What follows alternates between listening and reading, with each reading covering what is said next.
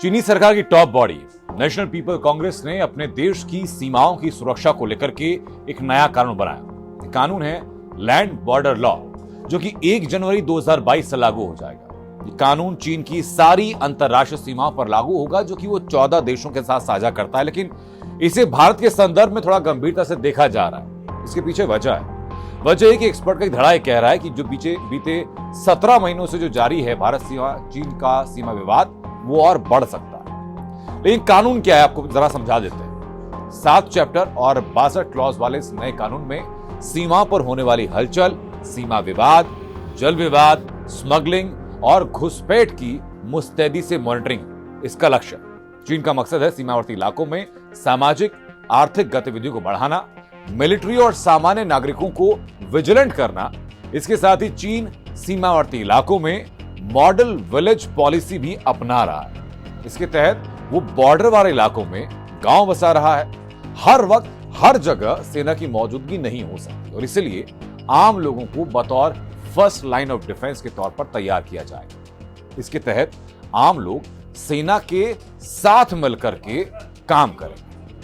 हालांकि इससे पहले चीन ने समुद्री सुरक्षा को लेकर भी एक कानून पास किया था, जिसमें उसने अपनी नेवी की ताकत को बढ़ाया था और दूसरे देशों के जहाजों पर कई तरह की पाबंदियां भी चीन की तरफ से उस वक्त लगाई गई। लेकिन हम बात करेंगे कि चीन के नए कानून का भारत पर क्या असर पड़ने वाला है, समझना आपके लिए अहम। भारत और चीन आपस में लगभग 3500 किलोमीटर की सीमा शेयर करते हैं, लेकिन विवाद वहां पैदा हुआ जब चीन ने अपने कानून में अरुणाचल प्रदेश को अपना हिस्सा माना। इसके अलावा दूसरा पॉइंट है ब्रह्मपुत्र नदी।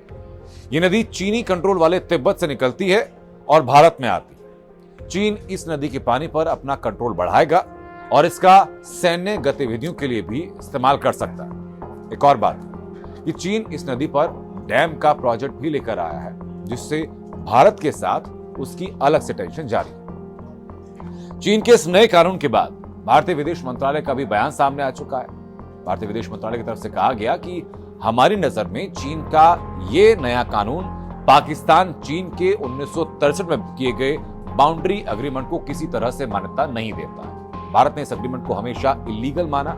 साथ ही ये भी कहा कि भारत चीन से यह अपेक्षा नहीं रखता कि वो सीमा पर एक तरफा फैसला लेकर के कोई बदलाव करे या कोई बदलाव ना करे। कई एक्सपर्ट्स का मानना यह भी है कि इस नए कानून के आने के बाद नेगोशिएशन टेबल पर चीन का जो पक्ष है वो मजबूत हो सकता है। भारत और चीन के बीच जहां भी सीमा विवाद है, वहां भारत का पक्ष कमजोर हो सकता है इस एग्रीमेंट के कानून के आने के बाद।